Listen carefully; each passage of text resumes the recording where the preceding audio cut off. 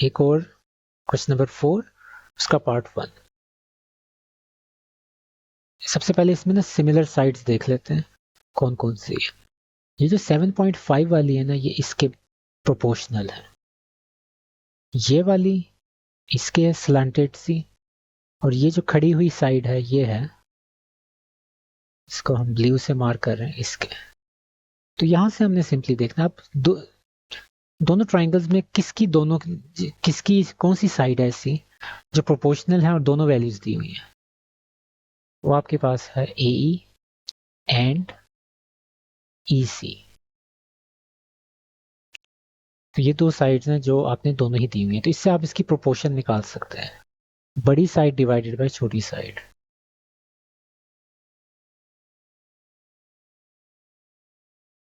तो 7.5/3 आपके पास हो जाएगा 2.5। और याद रखें ये प्रोपोर्शंस हैं, इसमें आप गलती से कहीं सेंटीमीटर ना लगा दें, ये प्रोपोर्शन निकाल रहे हैं अभी। अब हम क्या कर सकते हैं, अब आप देख सकते हैं मैंने मार्किंग सारी कर दी है, ग्रीन ग्रीन के बराबर है। लेकिन अभी हम ये दोनों ही मौजूद नहीं है हमारे पास, ना EB है ना DE है। तो एटलीस्ट हम ये निकाल सकते हैं AB, क्योंकि AB के साथ वाली जो लेंथ है ना DC वो दी हुई है, और क्योंकि ये बड़ा ट्राइंगल है तो AB ऊपर आएगा। AB divided by DC। ये रेशियो कितनी होनी चाहिए? 2.5। क्यों 2.5? क्योंकि रेशियोज बराबर होती हैं, सिमिलर ट्राइंगल्स हैं। तो यहां से हमने निकालना है AB की वैल्यू। तो DC मल्टीप्लाई बाय 2.5। DC 1.2 है,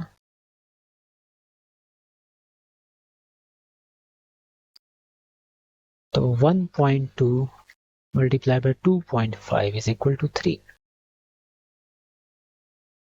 और यही आपने निकालना था, या find the value of x। तो हमने x की वैल्यू निकाल दी। पहले आपने क्या करना था, पहले आपने दो जो साइड्स दी हुई हैं दोनों ट्राइंगल्स में और जो मैचिंग है, जो प्रोपोर्शनल है, उनके जरिए अब आपने सबसे पहले उसमें निकालना है कि उसकी रेशो बनती क्या।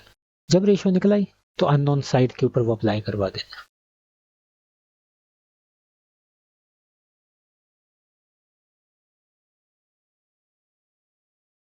अब ये भी आपके पास सेकंड पार्ट है और वैसा ही है, और इसके अंदर दो ट्राइंगल्स हैं। अगर आप और से देखें, इसके अंदर दो ट्राइंगल्स हैं और आपने वो दोनों ट्राइंगल्स में से ये वाली साइड निकालनी है, एक्स उनने कहा हुआ ये वाली। तो पहले मैं इन ट्राइंगल्स को तो अलहदा कर दूं, क्योंकि ऐसे अजीब होगा, मुश्किल होगा सॉल्व करना। एक ट्राइंगल छोटी सी है ये वाली, ये मैं यहां से ले रहा हूं BFE या BEF, ये वाली ट्राइंगल ये। तो BE कितना डिस्टेंस है? 6 सेंटीमीटर। EF, E और F का डिस्टेंस उन्होंने नहीं बताया हुआ और ज़रूरी भी नहीं है, लेकिन आगे उन्होंने BF का ज़रूर बताया हुआ है। इसकी लेंथ कितनी है? 8 सेंटीमीटर। अब हम बड़ी वाली ट्राइंगल लेंगे, यानी कि B, C और D।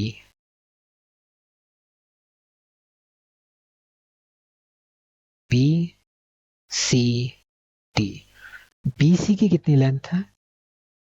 BC की लेंथ 6 है, और यहाँ पे के पास X भी है, तो यानी कि 6 + X हो गया। और यहाँ BD की टोटल लेंथ कितनी है? ये 8 आ रहा है और यहाँ 3 आ रहा है, यानी कि 8 + 3 यानी कि 11 सेंटीमीटर। तो यहीं से आपका क्वेश्चन ऑलमोस्ट सॉल्व हो गया, अगर आपको पिछला वाला कॉन्सेप्ट याद है। अब क्योंकि ये सिमिलर ट्राइंगल्स हैं, तो आप देख सकते हैं कि BD लेंथ BF के कॉरस्पॉन्ड करती है। तो BD और बड़ी साइड को छोटी साइड से डिवाइड करते हैं, तो BD divided by BF। 11 divided by 8, क्या आंसर आ जाएगा? 11 डिवाइडेड बाय 8, 1.375। उसके बाद अब क्योंकि आपके पास एक वैल्यू आ गई है, अब आप इसी वैल्यू को यूज करके इसके ऊपर अप्लाई कर सकते हैं। थोड़ा सा मैच ना हो जाए इस वजह से ब्लू कर देते हैं इनके।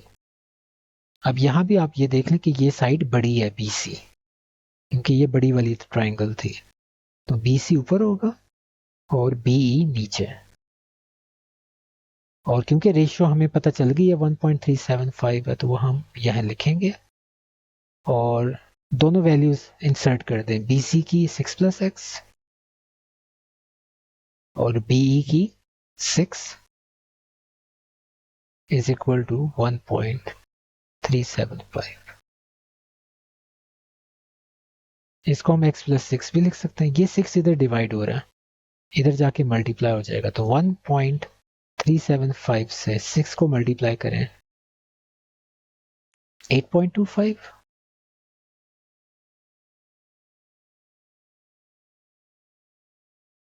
6 इधर ऐड हो रहा है, इस साइड पे जाके माइनस हो जाएगा।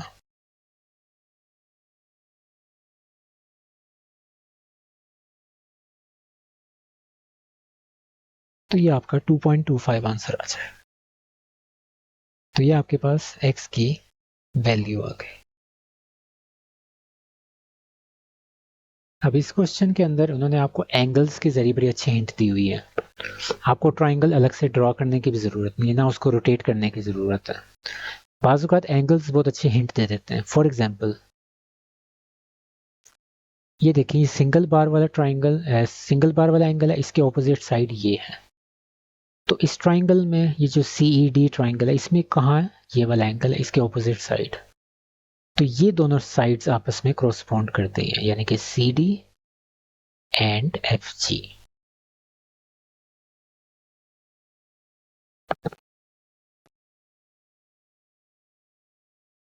तो CD और FG हो गए। अब लेकिन इनको हम यूज नहीं कर सकते क्योंकि हमें अभी तक रेशो ही नहीं पता। तो इसको वैसे ही समझ लें, क्योंकि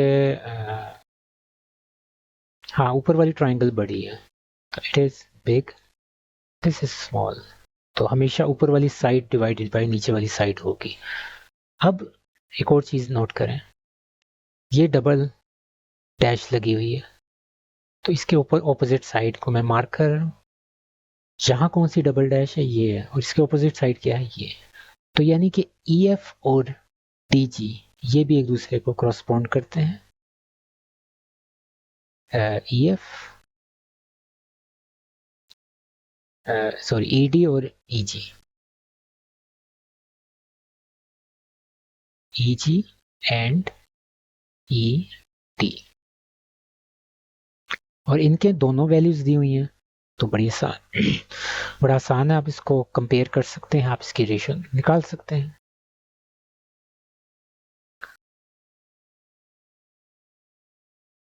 तो 2.5 डिवाइडेड बाय 2.4,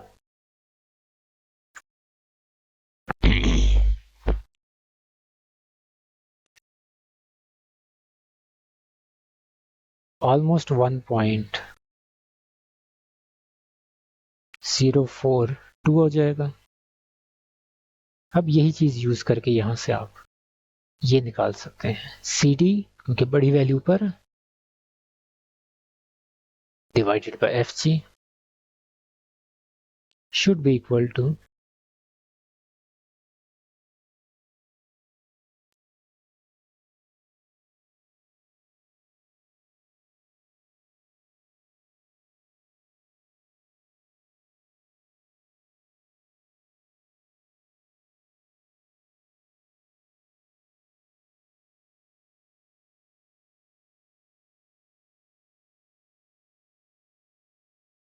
2.1882।